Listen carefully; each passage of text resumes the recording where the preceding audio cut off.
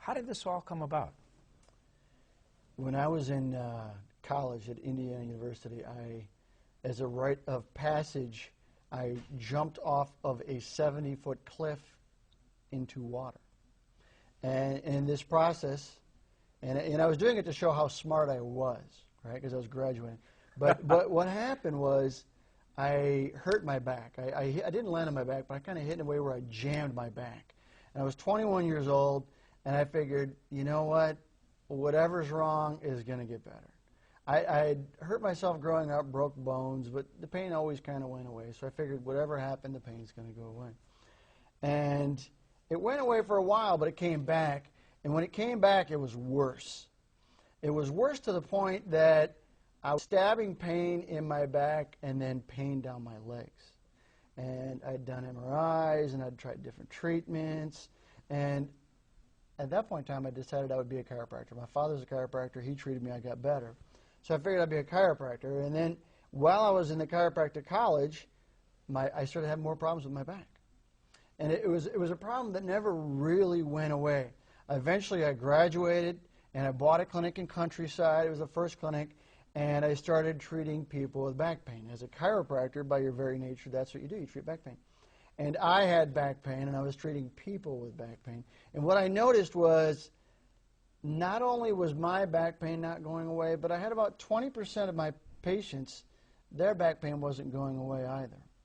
And I was living a life that I was doing less. I stopped golfing. We talked about that. I wasn't able to pick up my kids. I couldn't do all the things that a 30-year-old would do. And I was getting, the longer you have pain, the more it affects your brain. Okay, I wasn't depressed, but I was thinking, is this it? And I finally got to the point where I had enough. I said, you know what, there's something that I'm missing. There's something that we're not doing right. There's something that I need to do different. And I sought out specialists. I sought out the surgeons, and I met with physical therapists. I met with the top. I met with one of the physical therapists that works with Tiger. I've met with surgeons, orthopedic surgeons who worked with the Chicago Bears and a lot of different teams. And I really had sought out the best. I figured, all right, there's something that I'm going to find that is going to help me. And I went through different programs. I tried different ideas. And really what happened is I became my own sort of guinea pig, right? This worked a little bit, but this didn't work. This kind of makes sense, but this doesn't work. But there seemed to be a lot of different ideas coming in from different directions. And what I was able to do is sort of make sense of each one and put together this sort of vision of what I thought needed to happen. And then I started to do that. And as I did that, I got better. And I got better to the point where my back pain completely went away. Is that when you realized you were onto something, because you actually became your own guinea pig? Yeah, it does help when you are the guinea pig to say, what happens when I do this? Or what happens when I do this? And it finally came together where, I was doing a lot of different things, and I had this idea that was sort of bringing everything together, and I got better. I golf. I do taekwondo. My children do taekwondo. I coach their teams, baseball and soccer and football and all these different. I'm very busy with the kids that way, and it's things that I could do because my back is better. I wouldn't be able to do these things, and I was missing a lot of my life, and it was discouraging, and it's just not real pleasant. But I knew what was happening, and I knew what the goal was, but nobody had ever proven it. And because of that, because it was a breakthrough study, Dr. Jeff, and because no one else is doing it around the world and having success with it, do you find yourself having to sell the study more because you are the only one? I was the first one. And sometimes when you're the first one, people say, well, that can't be done. Because that's real common. It's common for doctors who have spent a good portion of their life. Matter of fact, one of them was the radiologist who read the original MRIs of the study. I told him what we were going to do. And he kind of gave me a look like I was crazy. And he said, well, let's see what happens. He didn't think anything was going to happen. And it was exciting because the first day we had it, we were getting results with the very first patient. And everybody's like, oh, look how wonderful this is. So it's from the point of view of the medical community, it can't be done.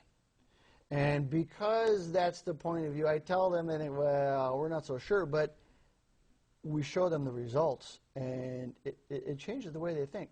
Now, we were invited out to the University of Pittsburgh Medical Center, and when it comes to rehab and establishing a protocol of care, meaning if somebody has a herniated disc, this is what you have to do. I don't want to say it's cookie cutter, but they've got everything lined up, and they do it very well.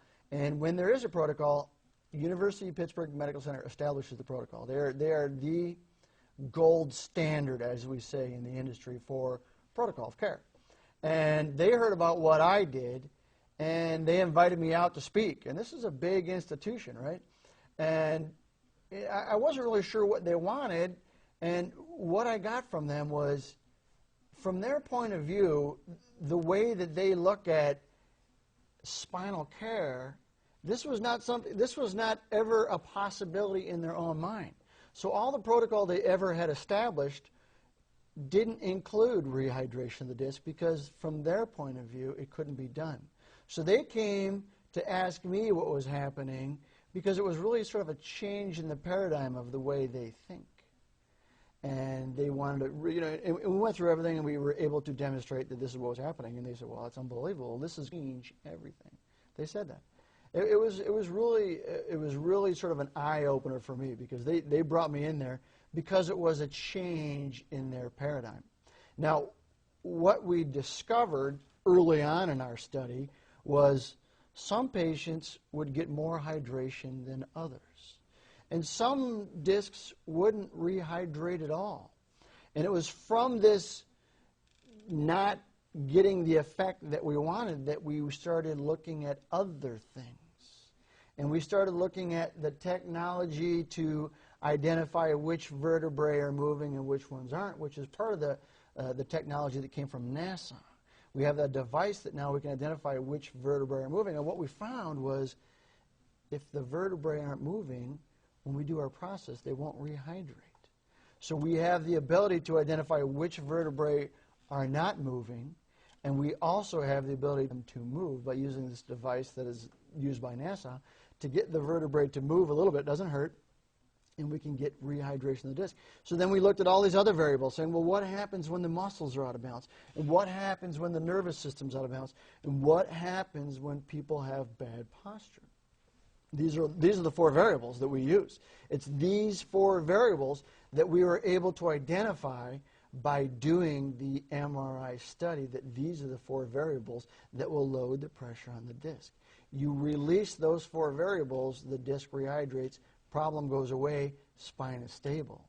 And that came about as a result of the problems that I had, that I was the guinea pig, I did the research, and it was all...